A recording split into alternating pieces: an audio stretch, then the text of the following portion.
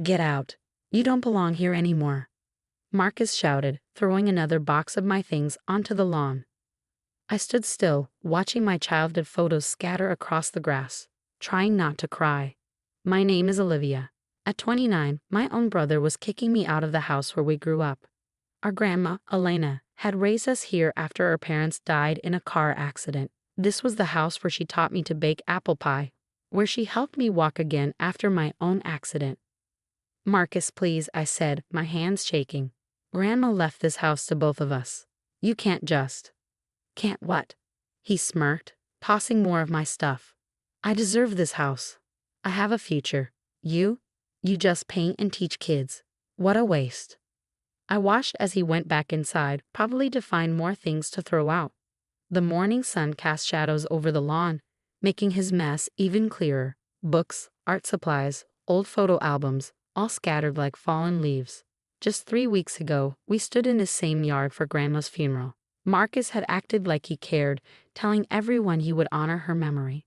But now, he was trying to take everything for himself. He came back holding a small wooden box. My heart sank. Recognize this, he mocked. Your precious art supplies. Guess you can buy new ones with your little teacher salary. That box held the watercolor set Grandma gave me on my 16th birthday, the same day I walked again after months of therapy. Those were Grandma's, I whispered, something shifting inside me. Well, now they're mine, he said, tucking it under his arm. Like everything else. I could have argued, could have yelled, but Grandma had taught me patience.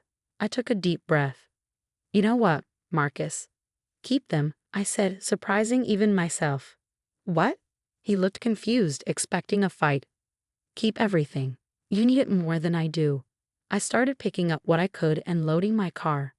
But remember what Grandma always said, the truth always comes out, like cream rising to the top. His smirk faded. Don't quote her to me. You think you were special. You were just her charity case after the accident. The words hurt, but I didn't let him see it. Instead, I thought about my last conversation with Grandma, about what she showed me, something Marcus didn't know about. By the afternoon, I had packed what I could. As I walked through the garden one last time, touching the roses Grandma loved, I saw Marcus watching me from the window. He thought he had won. He had no idea. Goodbye, Marcus, I called out. I hope the house brings you everything you deserve. He didn't answer, just shut the curtains. A few blocks away, I pulled over and took out my phone. Mr. Bennett, it's Olivia. Yes, I think it's time to look at those papers Grandma left with you. No, Marcus doesn't know. She said we'd know when the right time was. I think that time is now. As I hung up, I smiled. Marcus thought he had taken everything. But Grandma had seen this coming. And in 3 months, when the real will was read, he would learn the truth. Patience, after all, was the best revenge. The next 3 months passed like a slow-moving river, each day bringing me closer to the moment Grandma Elena had prepared for. I found a cozy studio apartment across town, threw myself into teaching art at the community center, and waited. Through the grapevine, I heard about Marcus's renovations to our family home.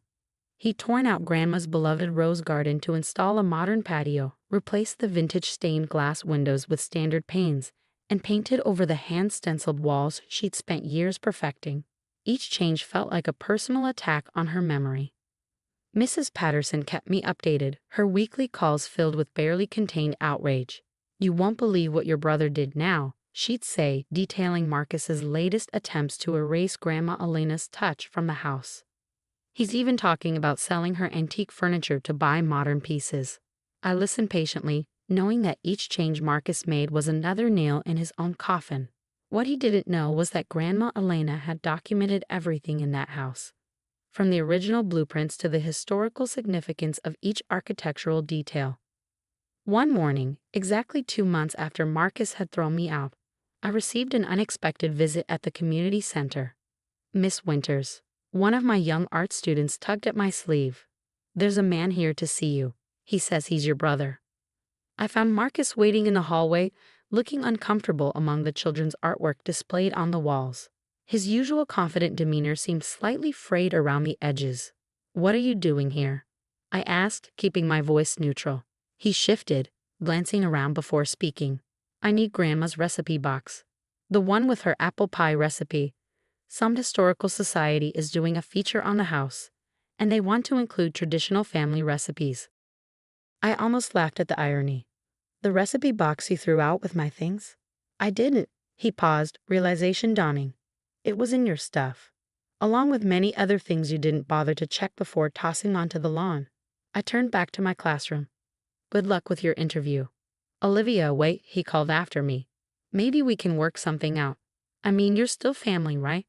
I stopped but didn't turn around. Now I'm family? What happened to being a charity case?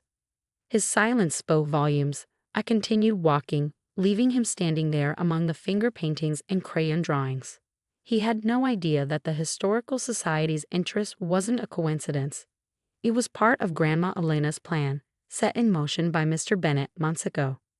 2 weeks later, I received another call from Mrs. Patterson. Your brother had some visitors today, she said, barely containing her glee.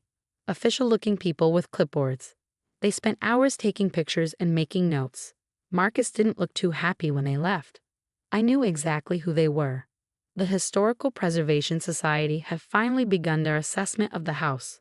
Another piece of Grandma Elena's puzzle falling into place. The following days brought a flurry of activity. Marcus started receiving letters about the house's historical status, about violations of preservation codes, about the necessity of restoring certain features he'd removed. Each morning seemed to bring a new official to his door. He tried calling me several times, but I let the calls go to voicemail. His messages grew increasingly desperate. Olivia, these people are saying I needed permits to make changes. They're talking about fines. Did you know anything about this? I deleted each message without responding. Grandma Elena had always said timing was everything, and now wasn't the time to reveal my hand. A week before the real will reading, I visited Mr. Bennet's office to review the documents one final time. As we sat in his wood-paneled office, he spread out the papers Grandma Elena had left in his care. Your grandmother was a remarkable woman, he said, adjusting his glasses. She knew exactly how this would play out. The Historical Society registration, the preservation requirements, even Marcus's likely reactions, she predicted it all. I nodded, remembering that last afternoon in Grandma's study. She'd shown me the true will, explained her plans, and made me promise to wait for the right moment.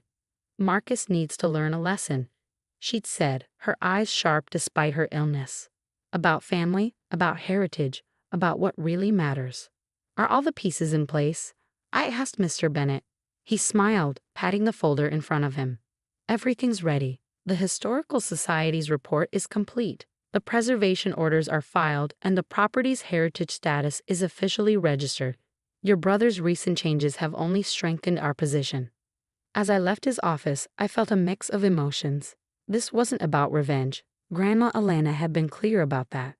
This was about justice, about preserving what mattered, and about teaching Marcus the lesson he'd needed to learn since we were children.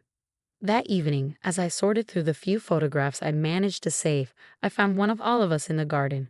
Grandma Elena, Marcus, and me, taken just after my recovery. We were all smiling, surrounded by her roses, the stained glass windows catching the sunset behind us. Soon, Marcus would understand exactly what he'd thrown away, and more importantly, what Grandma Elena had tried to protect. The real will reading was scheduled for tomorrow morning. In less than 24 hours, Marcus would learn that sometimes what you think you deserve isn't what you get, and what you cast aside might be worth more than you ever imagined. The morning of the will reading dawned bright and clear. I arrived at Mr. Bennet's office early, watching through the window as Marcus pulled up in his luxury car, looking considerably less confident than the last time I'd seen him. Olivia? He stopped short when he saw me in the waiting room. What are you doing here? Before I could answer, Mr. Bennet opened his office door. Please come in, both of you. We have some important matters to discuss. Marcus sat as far from me as possible, his jaw tense. I don't understand. We already had the will reading 3 months ago. That was the preliminary will, Mr. Bennet explained, pulling out a thick folder. Your grandmother left explicit instructions about when the full will should be revealed. I watched as Mr. Bennet laid out the documents one by one, the house's historical registration papers, the preservation orders, and finally, Grandma Elena's true will. What is all this? Marcus demanded, his face paling as he scanned the papers. Your grandmother registered the house as a historical landmark 6 months before her passing, Mr. Bennett explained. All modifications must be approved by the Historical Preservation Society. The recent unauthorized changes you've made have resulted in significant fines. Marcus slumped in his chair. But I own the house now. I can do what I want with it. Actually, Mr. Bennett continued, according to your grandmother's full will, the house belongs to both you and Olivia, with conditions. He pulled out a letter written in Grandma Elena's familiar handwriting and began to read. My dearest grandchildren, if this letter is being read, then my fears about how you would handle your inheritance have been confirmed. This house isn't just a property, it's our family's heart and history. Olivia understood this. Marcus, I hoped you would too. The house must be restored to its original condition, including the rose garden, stained glass windows, and all architectural details. Until this is done, neither of you can sell or modify the property further. More importantly, you must live there together for 1 year, sharing the space as I taught you to when you were children. If either of you refuses these terms, the house will be donated to the Historical Society and transformed into a public museum. Remember what I always told you, family isn't about what we own. It's about how we care for each other. Love, Grandma Elena. The silence that followed was deafening. Marcus stared at the letter, then at me, realization dawning on his face. You knew about this, he said quietly. That's why you left so calmly. I nodded. Grandma showed me the real will before she passed. She knew you might try to claim everything for yourself, but she also believed you could learn from it.